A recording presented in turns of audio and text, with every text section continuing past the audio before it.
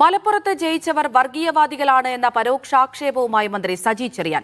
മതേതരത്വം പറഞ്ഞ സിപിഎമ്മിന്റെ ഒറ്റ സ്ഥാനാർത്ഥി പോലും ജയിച്ചില്ല എന്ന് സജി ചെറിയാൻ പറഞ്ഞു. തെരഞ്ഞെടുപ്പിൽ മതാടിസ്ഥാനത്തിൽ വിജയിച്ചു വരുന്ന പ്രവണതയാണ് ചൂണ്ടിക്കാട്ടിയത് എന്ന് സജി ചെറിയാൻ ന്യായീകരിച്ചു. മന്ത്രിക്കെതിരെ രൂക്ഷമായ വിമർശനവുമായി പ്രതിപക്ഷം രംഗത്തെത്തി. സജി ചെറിയാന്റേത് സത്യപ്രതിജ്ഞാലംഘനമാണെന്ന് ചൂണ്ടിക്കാട്ടി കോൺഗ്രസ് പോലീസ് മേധാവിക്ക് പരാതി നൽകി.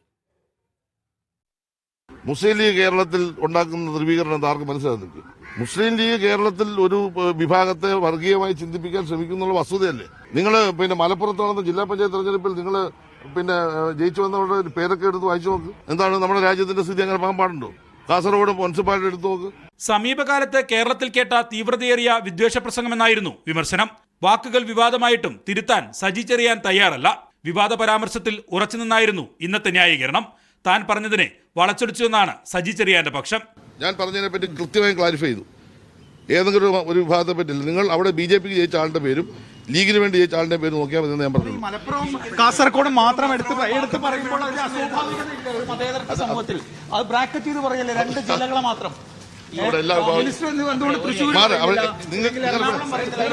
നിയമസഭാ സമ്മേളനം നാളെ തുടങ്ങാനിരിക്കെ മന്ത്രിയുടെ വിദ്വേഷ പരാമർശം രാഷ്ട്രീയമായി ആയുധമാക്കാനാണ് പ്രതിപക്ഷത്തിന്റെ തീരുമാനം.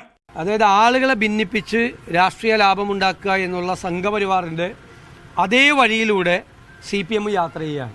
മുഖ്യമന്ത്രിയുടെ അറിവോടുകൂടിയാണ് ഈ രണ്ട് പ്രസ്താവനകൾ നടന്നിട്ടുള്ളത്. വർഗീയത ആളിക്കത്തിക്കാൻ വേണ്ടി ഒരു തീപ്പൊരി വീഴാൻ കാത്തു നിൽക്കുന്നവരുടെ കൈകളിലേക്ക് ഒരു തീപ്പന്തമാണ് ഇവർ എറിഞ്ഞു കൊടുക്കുന്നത് എന്നിവർ തിരിച്ചറിയണം. ഭരണഘടനാധിക്ഷേപത്തിൽ മന്ത്രിസ്ഥാനം വരെ തെറിച്ച ആളാണ് സജി ചെറിയാൻ. തെരഞ്ഞെടുപ്പിന് തൊട്ടുമുമ്പ് ഇപ്പോഴത്തെ വിദ്വേഷ പരാമർശത്തെയും കോടതിക്ക് മുന്നിലെത്തിക്കാനാണ് പ്രതിപക്ഷത്തിന്റെ നീക്കം. ഇതിന്റെ ഭാഗമായാണ് യൂത്ത് കോൺഗ്രസിന്റെയും കോൺഗ്രസിന്റെയും സജി ചെറിയാനെതിരായ സംസ്ഥാന പോലീസ് മേധാവിക്കുള്ള പരാതി. മീഡിയ 1 തിരുവനന്തപുരം.